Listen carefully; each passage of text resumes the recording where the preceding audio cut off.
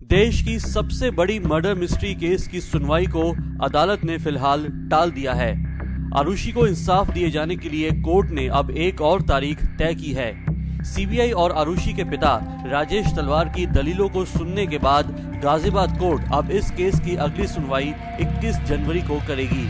अदालत ने सुनवाई के दौरान चार्जशीट के अभाव की वजह से इस केस में फिलहाल किसी को भी आरोपी नहीं माना है।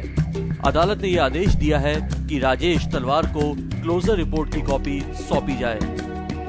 ये है कि according to the CBI closure report there is no accused as of now, so we may be given a copy of the closure report. गौरतलब है कि राजेश तलवार ने अदालत में अपनी पेशी के दौरान सीबीआई की तैयार की गई क्लोजर रिपोर्ट की कॉपी मांगते हुए ये कहा था कि वो रिपोर्ट पढ़कर ही कोर्ट की नोटिस का जवाब दे सकते हैं।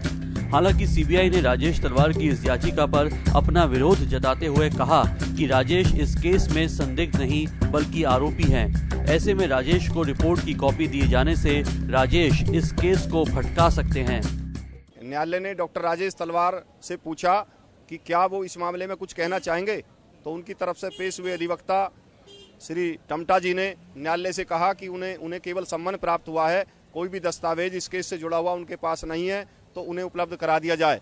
परंतु सीबीआई के अधिवक्ता श्री सैनी साहब की तरफ से दलील दी गई कि डॉक्टर राजेश तलवार केवल कंप्लेनेंट ही नहीं रहे हैं बल्कि वे एक एक्यूज भी रहे हैं। नोएडा थाना सेक्टर 20 पुलिस ने उन्हें इस मामले में गिरफ्तार करके जेल भेजा है।